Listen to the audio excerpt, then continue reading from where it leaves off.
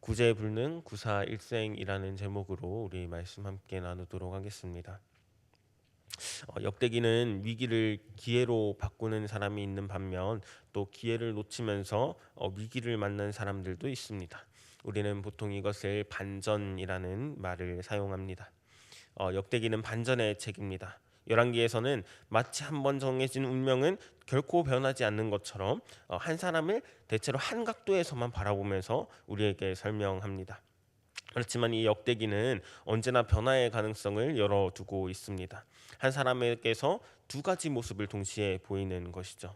처음에 경건했던 의인이 갑자기 악인으로 이렇게 마무리되기도 하고, 또 반대로 악인이 회개하여 은혜를 받는 경우도 있습니다.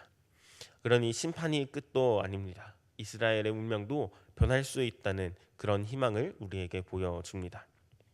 오늘 본문은 역대 최악의 왕입니다. 이보다 더 악할 수 없습니다. 히스기야의 아들 므낫세의 이야기입니다. 신앙개혁가인 이 히스기야를 뒤이어서 12살에 유다의 14번째 왕이 되어서 52년 동안 유다를 다스립니다. 그는 이 하나님이 히스기야에게 한 15년의 생명을 연장해 주신 동안 태어난 아주 특별한 아들입니다. 그런데 이 특별한 아들이 열왕기에서는 이보다 더 악한 왕이 없다라고 평가하고 시종일관 이 악한 왕으로만 묘사됩니다. 유다의 멸망의 주범으로 지목될 정도로 그는 악에 악을 더하여 이 한 나라를 도탄에 빠뜨렸습니다. 이보다 더 나쁠 수 없을 정도로 역대 최악의 왕입니다. 그는 가장 오래 왕위에 있으면서 가장 악한 왕으로 악명을 떨칩니다. 여호와의 눈에 악을 행합니다. 심지어 이 사실상 하나님을 모르는 이방인처럼 삽니다. 또 하나님이 멸하신 모든 나라보다 더 심한 악행을 범합니다. 히스기야가 헐었던 산당과 바알의 제단을 다시 재건하고 아세라 목산을 새로 만들고 1월 성신까지 숭배합니다. 또한 자신의 아들들을 이 희생제사로 바치게 됩니다. 점과 사술 요술을 행하고 신접한 자와 박수와 이 교류합니다. 또한 성전에 제단을 쌓았고 아로새긴 묵상을 세웠고 안뜰과 바깥뜰과 이 1월 성신을 위한 제단들을 만들었고 마지막으로 유다와 예루살렘 백성들을 꿰어서 악을 범했습니다. 이런 므낫세의 죄악으로 하나님은 유다를 멸망하실 거라고 그렇게 선언을 합니다. 무려 55년이나 통치했습니다. 그는 온갖 우상 숭배로 아버지 히스기야의 종교개혁을 물거품으로 만들어 버립니다. 그는 하나님의 의중을 굉장히 업신여깁니다. 히스기야의 시대에 간신히 바로 섰는데 그 나라가 이전보다 더 심하게 무너집니다. 헐어버린 산당이 다시 세워지고 무너진 목상이 다시 서고 우상의 제단들이 다시 쌓아 올려집니다. 한 사람의 악이 회복된 거룩한 공동체 백성의 삶을 예전으로 돌려버렸습니다. 아버지와는 극단적으로 정반대의 길을 걷습니다. 예루살렘의 도성도 하나님의 성전도 그 왕의 깸과 미혹에 넘어가서 더 이상 하나님의 성전이라 불릴 수 없을 정도로 하나님의 영광을 담아낼 수 없는 그런 우상 숭배소, 우상 집합소로 전락하고 말았습니다. 근데 한 가지 정말 우리에게 감사한 것은 열왕기는 므낫세의 악행만 소개하지만 역대기는 그의 회개를 전달합니다. 그런데 그의 회개는 선지자들을 통해서 이루어진 것이 아닙니다. 므낫세는 하나님의 징계를 받아서 포로로 끌려가는 환난과 수모를 당하고 그제야 하나님한테 잘못했다고 하나님한테 살려달라고 기도합니다. 므낫세는 그의 하나님 여호와 그의 조상들의 하나님 여호와께 기도드리고 크게 겸비합니다. 하나님을 참으로 알게 되고 하나님을 참으로 두려워하게 됩니다. 그는 진실어린 회개와 그의 이 진실어린 회개에 하나님이 응답하십니다. 하나님은 그가 예루살렘으로 다시 돌아와서 왕의 자리에 다시 앉을 수 있도록 하나님이 회복해 줍니다. 그리고 므낫세는 그제야 여호와만이 참 신인 줄, 여호와만이 참 하나님인 줄 알게 됩니다. 14절에 중요한 표현이 나옵니다. 그 이후에 그의 생애의 전환점을 보여주는 표현입니다.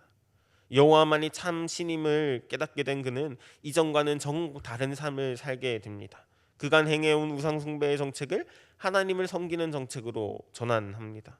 악한 왕으로 평가받았지만 참 회개와 악에서 떠나는 것이 무엇인지 행동으로 보여줍니다. 므낫세는 산당과 제단을 세우는 대신 이전에는 산당과 이 제단을 쌓았지만 이제는 예루살렘의 성벽을 쌓게 됩니다. 그가 만든 우상, 성전에 세운 우상, 성전과 예루살렘에 세운 모든 제단들 다 성 밖으로 던져버리고 여호와의 제단을 보수합니다. 그렇게 하나님께 예배 드립니다. 또 백성들에게 악을 장려하던 그가 이제는 여호와를 섬기라고 독려합니다. 므낫세는 우상의 모든 제단들을 다 허물고 하나님의 제단과 제의를 다시 회복합니다. 백성들에게 하나님만 섬길 것을 촉구합니다. 결코 이전에는 찾아볼 수 없었던 그런 모습입니다. 므낫세는 누구보다 악한 왕이었습니다. 그런데 결국에 하나님께로 돌아온 왕이 므낫세입니다. 그의 생애는 다 잃은 후에 보인 그 겸손한 회개, 그것을 통해서 반전의 희망을 줍니다. 때늦은 후회는 있어도 때늦은 회개는 없습니다. 하나님 앞에 구제불능의 인생은 없습니다. 하나님은 긍휼과 용서하심이 있습니다. 하나님의 이 긍휼과 용서하심은 한량이 없습니다. 므낫세는 유다의 멸망을 일으킨 초래한 악한 왕이었지만 환난의 때 하나님께 겸비하고 회개합니다. 하나님은 그의 겸비함을 보시고 용서하시고 왕권을 회복시켜 주십니다. 믿음의 여정을 돌아보면 우리는 종종 실수하고 넘어집니다. 하지만 이 역대기는 우리에게 알려줍니다. 우리는 역대기를 통해서 하나님이 얼마나 오래 기다리시며 우리에게 회개의 기회를 주시고 돌아오기를 얼마나 간절히 바라고 계신지를 깨닫게 됩니다. 하나님이 구제불능 므낫세를 구사일생 시키시고 이제 완전히 변화시키셨습니다. 하나님께서 므낫세같이 악한 왕조차도 진심으로 회개할 때 용서하시고 회복시켜 주십니다.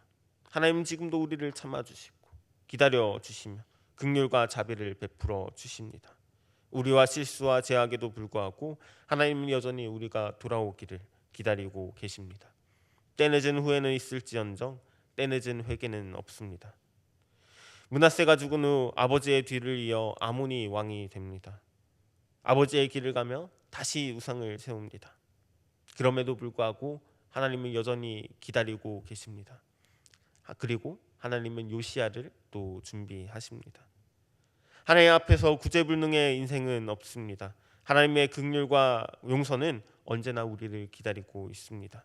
구제불능도 구사일생 시키시며 하나님의 회복시키시고 반전시키시는 그 하나님이 우리의 하나님입니다.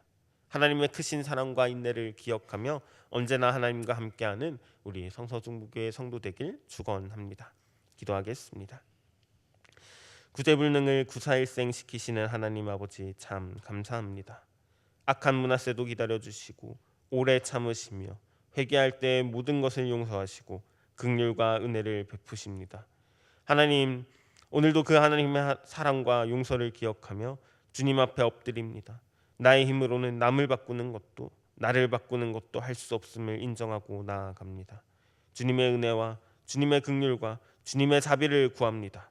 오늘도 더욱 주님께 나아가고 주님과 함께할 수 있도록 주님 인도하여 주시옵소서.